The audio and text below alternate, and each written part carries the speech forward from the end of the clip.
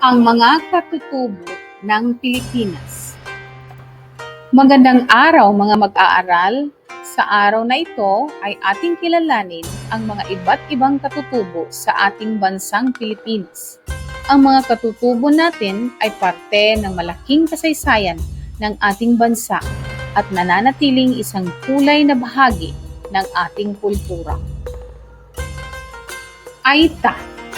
Matatagpuan sila sa Luzon, lalo na sa Zambales, Bataan, Pampanga at Tarlac.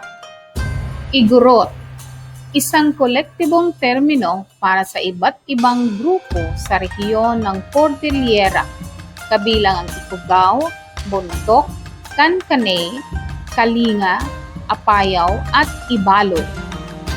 Mangyan, sila ay naninirahan sa isla ng Mindoro na may mga subgroup tulad ng Hanuno, Iraya at Tadyawan.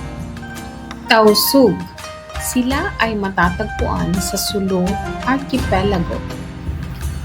Badyaw, ang mga nomad sa dagat ay pangunahing matatagpuan sa bandang timog ng Pilipinas, partikular sa Sulu at Tawi-Tawi. Maranao, sila ay matatagpuan sa paligid ng lawa ng Lanao sa Mindanao. Lumad, isang pangkalahatang termino para sa mga di-Muslim na katutubong grupo sa Mindanao, kabilang ang Manubo, Tibuli at Bilaan.